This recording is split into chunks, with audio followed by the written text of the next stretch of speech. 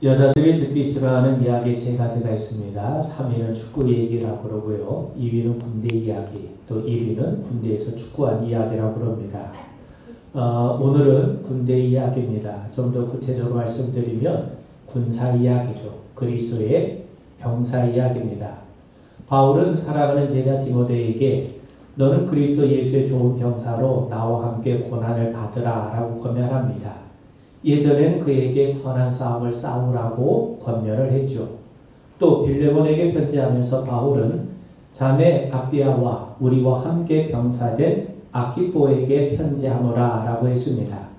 그리고 에바브로 디도를 함께 군사된 자라고 표현을 했습니다. 또한 그리스도인들에게 군사로서 하나님의 전신갑주를 입으라 라고도 권면을 했죠. 그렇다면 바울은 얼마든지 다른 표현을 할 수 있음에도 불구하고 왜 군사 용어를 사용했는가? 여러분, 당시 초대교회는 두 가지 문제가 있었습니다. 외부의 핍박과 또 안에서 파고드는 이단의 문제, 거짓된 가르침의 문제였죠. 그래서 바울을 비롯한 당시 사도들은 서신서를 통해서 성도들의 이탈을 막고 그들의 신앙을 굳건하게 지키려 했던 겁니다. 당시 교회는 핍박을 받고 있었습니다. 또 성도들이 신앙에서 이탈하는 현상이 발생했던 것이죠. 그런데 이 핍박을 받을수록 변절하는 사람도 나오긴 하지만 또 성도들 가운데 더욱더 믿음으로 견고하게 든든하게 세워가는 그러한 일들도 발생을 했습니다. 그런데 그뿐만이 아닙니다. 이 교회 안에 파고든 잘못된 교리로부터 교회를 보호할 필요성도 생겼어요. 여러분, 풍랑이 만나면 오히려 단합을 해서 난관을 헤쳐나갈 수 있지 않습니까? 그런데 배에 구멍이 뚫리면, 그래서 물이 스며들기 시작하면 자기도 모르는 사이에 배가 그만 물에 가라앉을 수가 있습니다. 이단들의 가르침이나 거짓된 가르침이 바로 그와 같습니다. 겉으로 보면 아무런 문제가 없어요. 그런데 이단이나 잘못된 가르침은 신앙의 내용 자체를 변질을 시켜버립니다. 진리를 왜곡을 시키게 되는 거죠. 그러면 교회는 저절로 무너지게 되어 있습니다.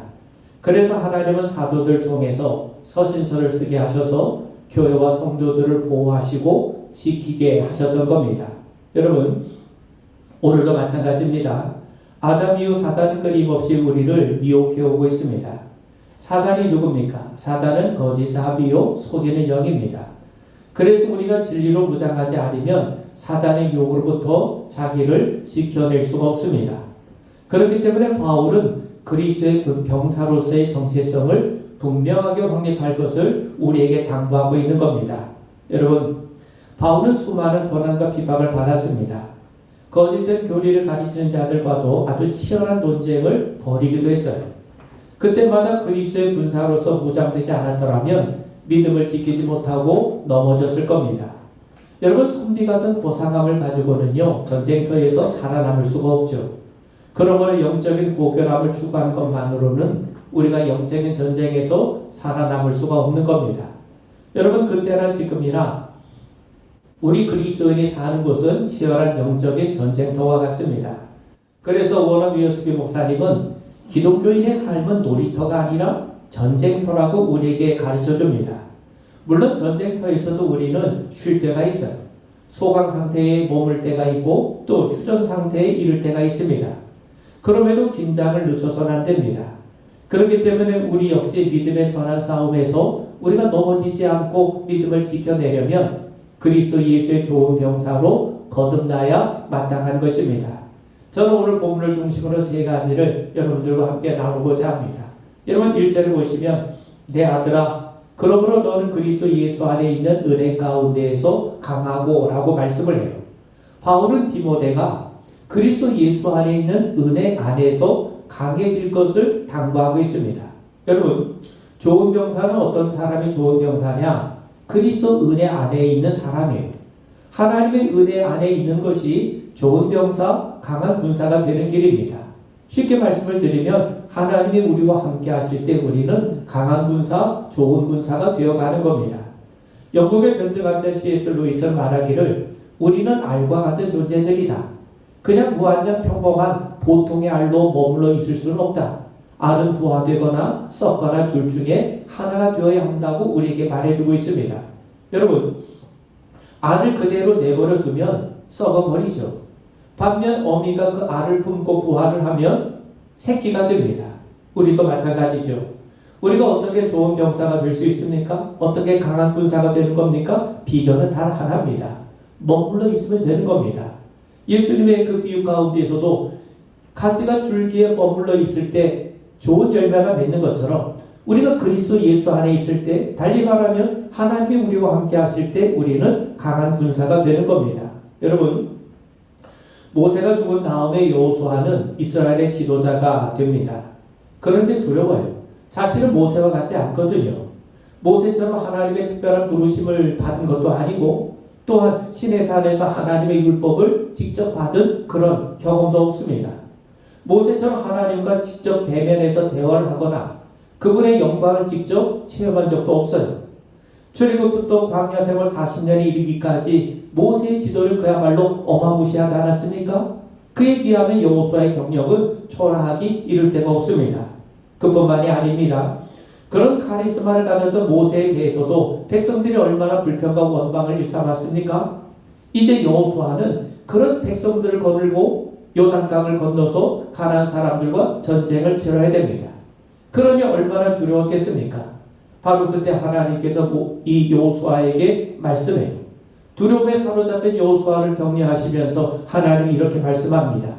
내 평생에 너를 능히 대적할 자가 없다. 내가 모세와 함께 했던 것까지 너와 함께 하겠다. 내가 너를 떠나지도 아니하고 버리지도 않겠다. 다만 너는 모세가 내게 명령한 율법을 지켜 행하고 우로나 좌로나 치우치지 말라.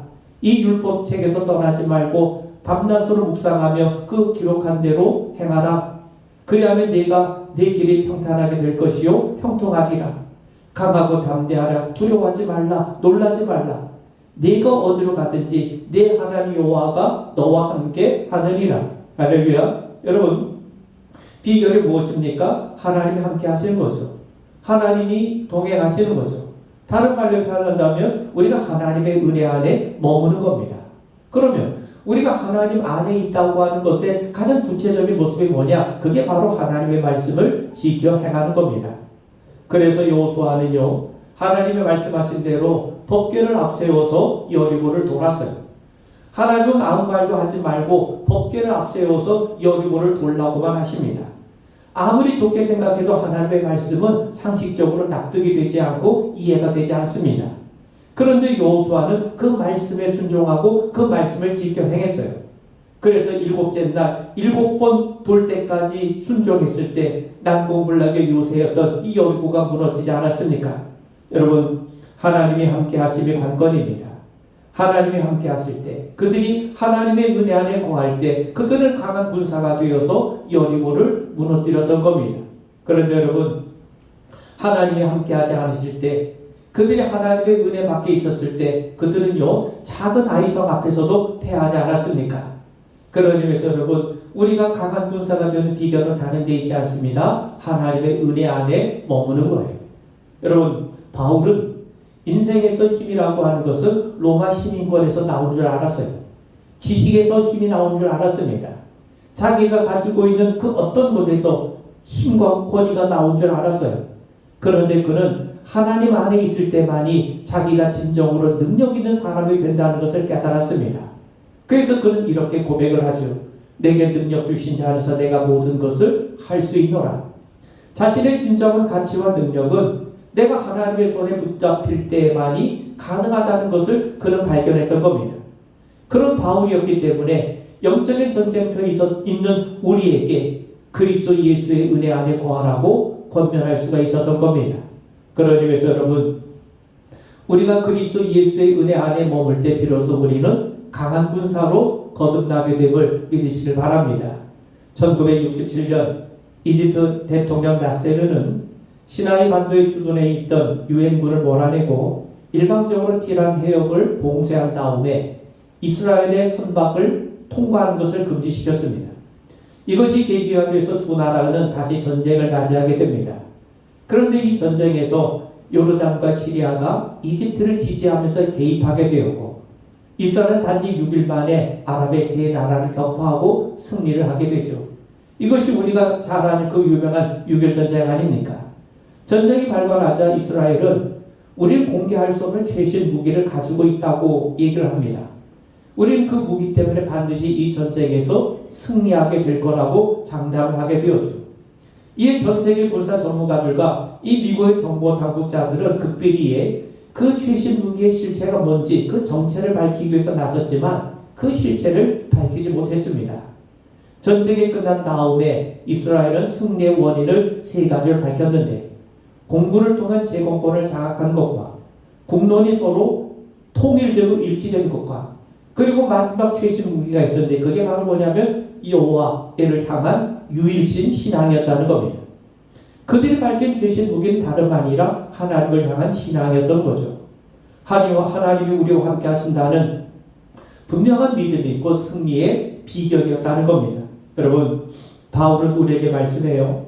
에베소서 6장 12절에 보면 우리 씨름은 혈과 육을 상대하는 것이 아니요 통치자들과 권세들과 이 어둠의 주관자들과 하늘에 있는 악한 영들을 상대함이라.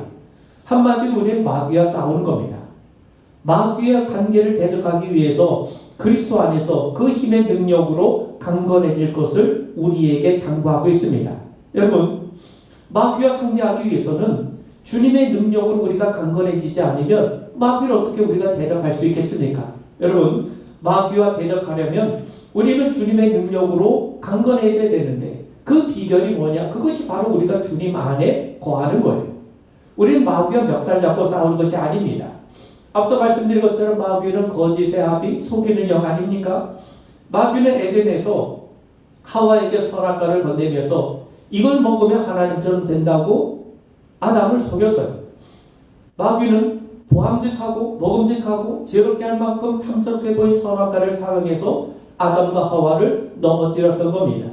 여러분, 지금도 마귀는 선악과를 통해 우리를 속입니다. 마귀가 사용하는 선악과는 뭐냐? 여러 가지가 있을 수 있겠습니다만 마귀는요, 팩트라고 하는, 사실이라고 하는 것을, 사실이라고 하는 선악과를 사용해서 우리를 속입니다. 생각해 보세요.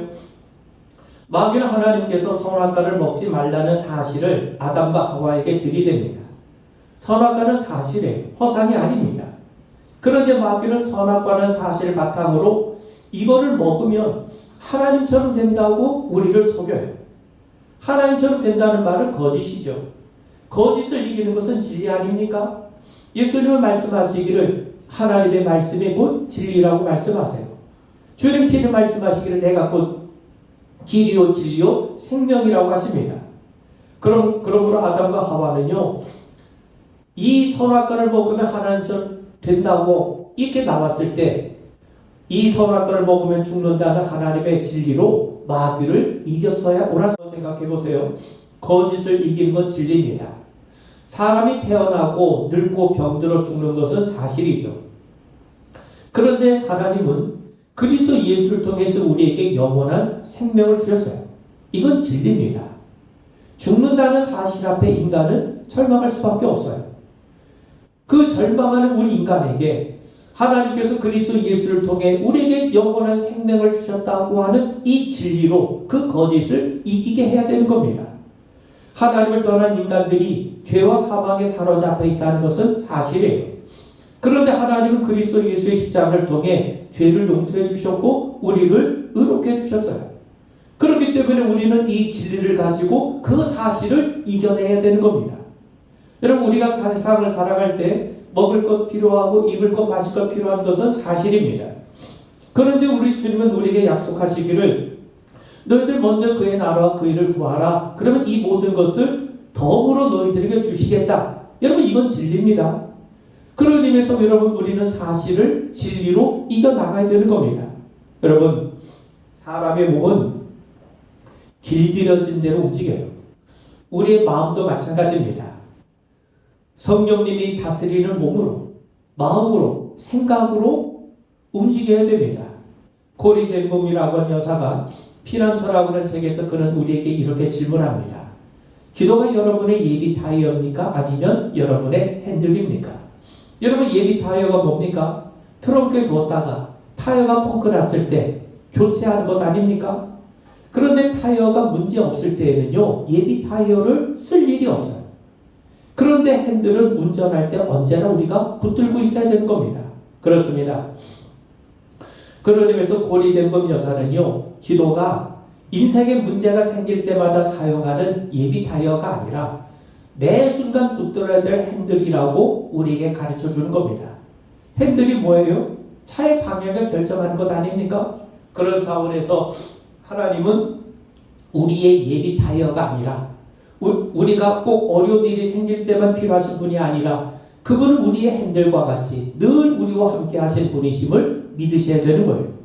이것에 좀 더 우리가 비춰 질문을 드리면 하나님의 말씀이 여러분의 예비 타이어입니까? 아니면 핸들입니까? 히브리서는 우리에게 분명한 답을 줘요. 시편 119편 105절을 보니까 주의 말씀은 내 발의 등이요 내 길의 빛이니이다. 말씀이 우리를 인도합니다. 말씀이 우리를 하나님의 은혜 안에 머물게 합니다. 그런 의미에서 우리가 말씀과 함께하는 것, 결국 그것이 뭡니까? 그게 우리가 강한 군사가 되어서 사단의 거짓을 이기는 능력이 됨을 분명하게 믿으시길 바랍니다. 두 번째는요, 3절에 보시면 너는 그리스도 예수의 좋은 병사로 나와 함께 고난을 받으라. 고난을 받으라 그럽니다. 여러분, 고난을 좋아할 사람이 어디 있습니까? 예수님은 말씀하시기를 수고하고 무거운 짐진 자들아 다 내게로 오라 이렇게 말씀하지 않으셨습니까? 그런데 바울은 자신과 함께 고난을 받자고 우리에게 권면합니다. 바울은 복음을 위해서 참 많은 고난을 겪은 사람이에요.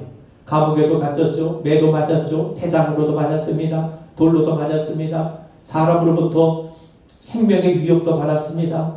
배고픔과 목마름을 비롯한 숱한 고난을 겪었던 자가 바울입니다. 그러면서 그가 하는 말이 뭐냐면 골로새서 1장 24절을 보니까 나는 이제 너희를 위하여 받는 괴로움을 기뻐하고 그리스도의 남은 고난을 그의 몸된 교회를 위하여 내 육체에 채우노라. 바울은 고난 받을 이유가 없는 사람이에요. 그런데 그리스도의 남은 고난을 자신에게 채우겠다는 겁니다. 그리스도의 남은 고난을 자신이 받겠다는 거예요. 그리스도의 복음을 위해서 그는 고난을 기꺼이 감수하고 받아들이겠다는 겁니다. 여러분, 일찍이 한승원 변호사는요, 믿음의 사람이 뭐냐? 믿음의 사람은요, 사서 고생하는 사람이라고 합니다.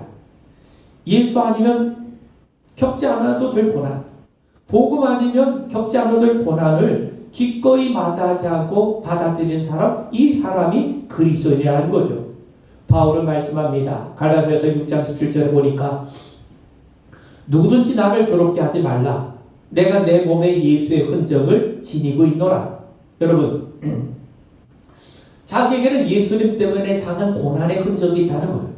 여러분, 예수님에게 뭐가 있습니까? 십자가의 흔적이 있잖아요. 우리가 천국에 가서 예수님을 만나게 될 때 아마 예수님의 손에는 우리를 위해서 십자가를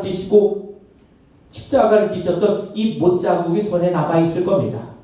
바울은요, 자신도 그런 십자가의 흔적을 지니고 있다는 겁니다. 여러분, 이 말은 무슨 말이냐면 예수로 인해 받은 고난을 내가 훈장처럼 자랑하겠다, 그런 뜻이 아닙니다. 바울이 왜 고난을 받습니까? 왜 예수의 흔적을 지니고 있습니까? 복음을 위해서예요. 그러니 예수를 위해서, 복음을 위해서 내가 살고 있구나.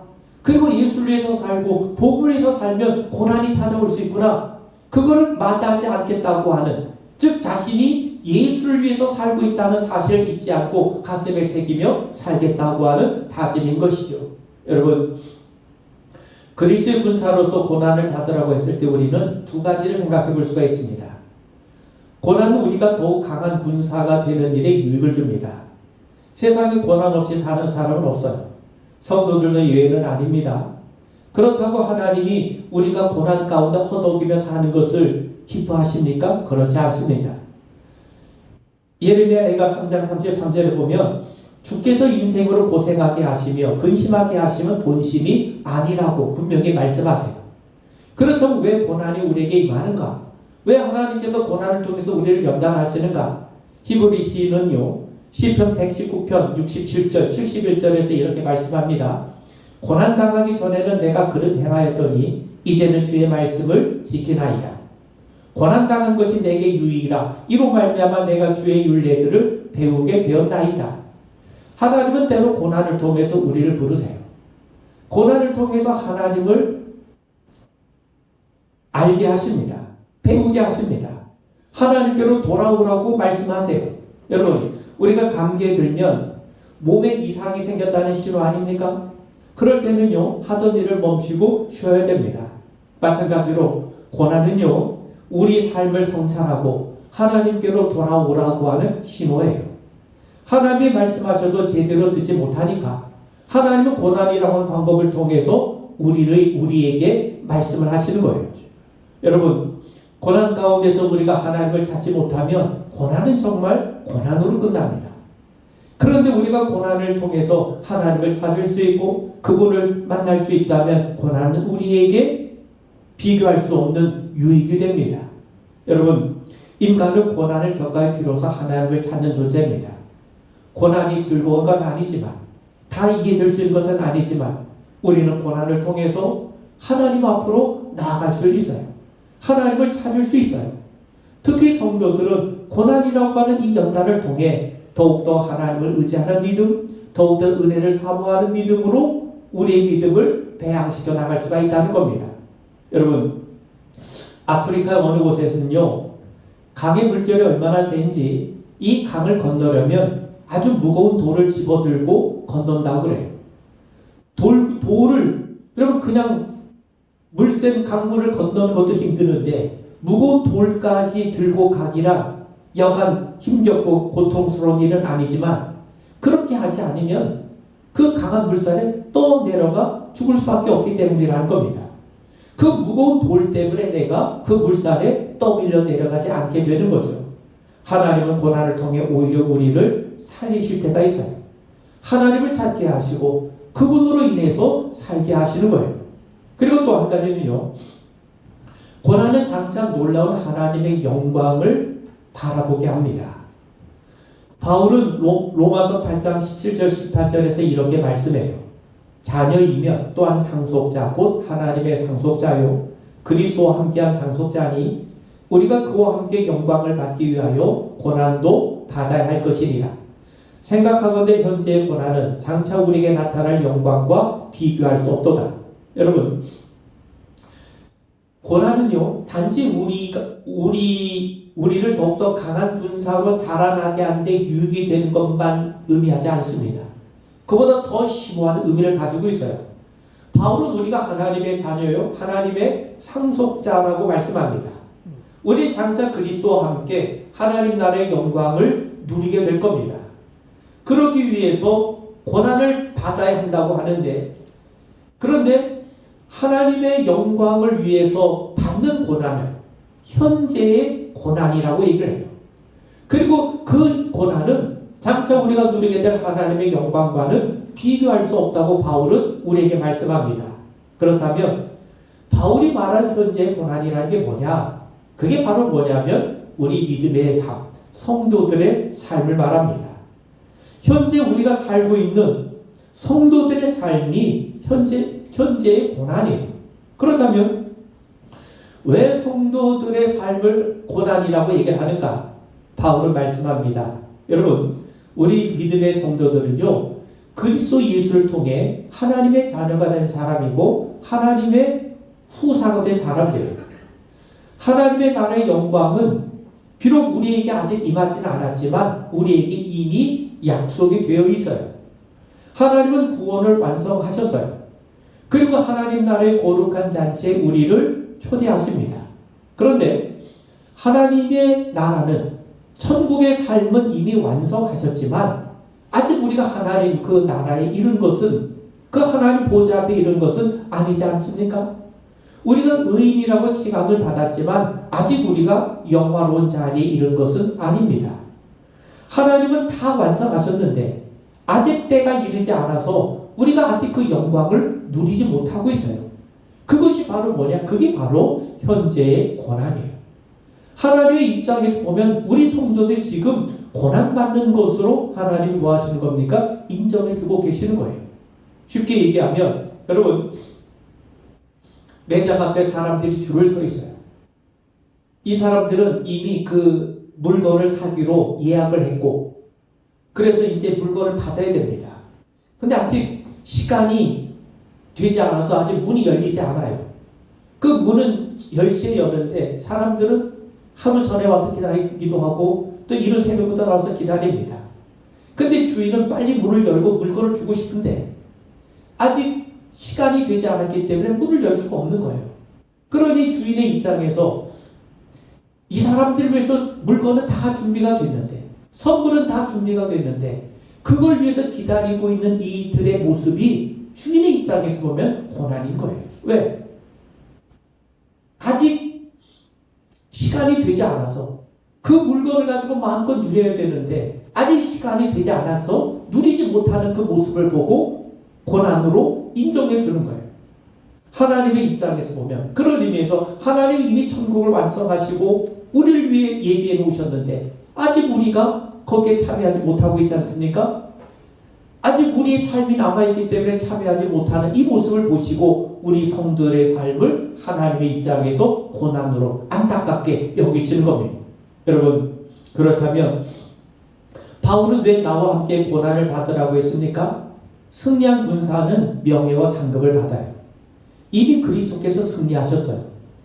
예수님이 승리를 하셨기 때문에 이미 우리의 승리도 판결이 나 있는 겁니다. 그런데 여러분, 우리는 승리했는데 아직 전리품이 주어지지 않았어요. 승리의 전리품이라는 게 뭡니까? 우리가 하나님 나라에 들어가는 거죠. 하나님의 영광과 존귀와 거룩함에 동참하는 거죠. 어린 양의 혼인잔치에 참여하게 되는 거죠. 그 영광이 아직 우리에게는 구현되지 않았다 하더라도 우리에게 약속이 되어 있고 우리는 반드시 그 영광을 누리게 될 거예요. 우리는 승리했지만 아직 그 승리의 영광을 누리지 못한 상태에 있는 것, 이것을 하나님의 입장에서는 우리가 고난받는다고 여기시는 거예요. 그런 의미에서 여러분, 바울이 고난을 받으라라고 권면하는 것은 다른 말로 표현한다면 우리가 더욱더 고난을 통해 강한 군사로 거듭나는 것이기도 하지만 동시에 그것은 하나님의 영광에 동참할 것을 당부하는 말씀인 겁니다. 마지막으로요, 4절 보세요. 병사로 공부하는 자는 자기 생활에 얽매이는 자가 하나도 없나니 이런 병사로 모집한 자를 기쁘게 하려 함이라. 결혼해서 아들까지 둔 사람이 군대에 갔습니다. 집에 가고 싶어 견디다 못해 자신의 군함발로 손가락을 골절을 시켰어요. 근데 집에 보내주지 않고 영창으로 보냈습니다. 죄명이 뭔지 아십니까? 군기물 파손죄라는 거예요. 군인은 사람이 아니라 군기물이라는 거죠. 군인은 사사로운 것에 얽매일 수 없는 자가 군인인 겁니다. 여러분, 그리스도 예수의 좋은 병사는요, 자기 생활에 얽매이지 않는 사람입니다. 왜 그렇습니까? 군인이 국가의 것인 것처럼 우리는 하나님의 것이기 때문에 그래요. 우리는 하나님의 것이기 때문에 그리스도의 군인으로 부름받은 자이기 때문에 사사로운 것에 얽매일 수 없다는 거죠. 그래서 바울은 말씀합니다. 왜 우리가 사사로운 것에 얽매여서는 안 되는가? 우리가 하나님의 것이기 때문에요. 그래서 바울은요, 우리가 예수 그리스도의 것으로 부르심을 받은 자라고 말씀하는 겁니다. 여러분, 성경의 결론이 무엇입니까? 우리가 예수 그리스도의 것이라는 거예요. 우리가 하나님의 소유된 백성, 하나님의 자녀라는 것 아닙니까? 이 말을 다른 말로 표현한다면 우리가 예수님의 것이라는 것은 예수님이 우리의 주인이라는 말씀이고, 우리가 하나님의 백성이라는 것은 하나님이 우리 왕이 되신다는 말이고, 우리가 하나님의 자녀라는 것은 하나님이 우리의 아버지가 되신다는 말 아닙니까? 여러분, 세상은요, 종이 주인을 섬겨요. 근데 성경이 말하는 주인은요, 종을 책임지고 돌보는 자입니다. 세상에서는요, 왕이 백성들을 위해서 군림하죠. 그런데 성경적인 왕은요, 백성을 보호하고 지켜주고 섬겨주는 존재입니다. 아버지는 말할 것도 없이 자녀를 사랑하고 돌보고 책임지는 자죠. 그러므로 하나님이 우리를 그리스도 예수의 것으로 부르셨다는 말은 하나님이 우리를 책임져 주시겠다, 지켜주시겠다, 돌보시겠다는 거예요. 그러므로 그리스도의 군사가 자기 생활에 얽매이지 않는다는 말은요, 하나님이 우리를 책임져 주신다는 겁니다. 여러분, 군인은 국가가 책임져 주지 않습니까? 마찬가지로 그리스도의 병사로 부름받은 성도들의 삶을 하나님이 책임져 주세요. 선지자 이사야가 말씀합니다. 우리가 잘 아는 이사야 43장 1절부터 3절을 보면, 야곱아, 너를 창조하신 여호와께서 지금 말씀하시느니라. 이스라엘아, 너를 지으신 이가 말씀하시느니라.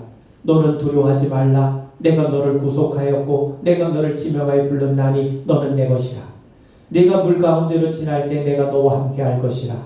강을 건널 때 물이 너를 침몰하지 못할 것이며 내가 불 가운데 지날 때 타지도 아니할 것이요 불꽃이 너를 사르지도 못하리니 대전하는 하나님 여호와 내 하나님이여. 하나님이 너는 내 것이라고 부르세요. 그럼 우리는 하나님의 것입니다. 하나님의 것이기 때문에 하나님이 우리를 책임져 주시게 되어 있는 겁니다. 그런 의미에서 여러분, 오늘 우리가 여러 가지로 어려운 시대를 살아가고 있지 않습니까? 이런 때일수록 우리가 군인 정신이라고 하긴 그렇지만, 여러분, 군인들은 남들보다 더 분명한 강인한 깨어있는 정신을 갖고 있지 않습니까? 그래 나라를 지킬 수가 있는 거죠. 그런 차원에서 이런 때일수록 우리가 그리스도의 좋은 병사로 부름받는 것을 기억하면서 정말 주님 안에서 더욱더 강한 군사로 거듭나가는 우리 모두가 되기를 주의 이름으로 축원을 드립니다. 우리 기도하겠습니다. 하나님 아버지, 우리 모두가 그리스도 예수 안에 은혜 안에서 강건해져 가게 하여 주옵소서. 또한 하나님의 거룩한 진리의 말씀으로 거짓을 이길 수 있도록 도와주시옵고, 또 여러 가지 연단의 과정을 통해서도 하나님의 선하신 뜻을 분별하게 하여 주옵시고, 무엇보다 우리는 하나님의 것이오니 하나님께서 우리의 삶을 책임져 주심을 분명하고 믿고 신뢰하며 나아가는 저희들 되게 하옵소서. 예수님 이름 받들어 간절히 기도하옵나이다. 아멘.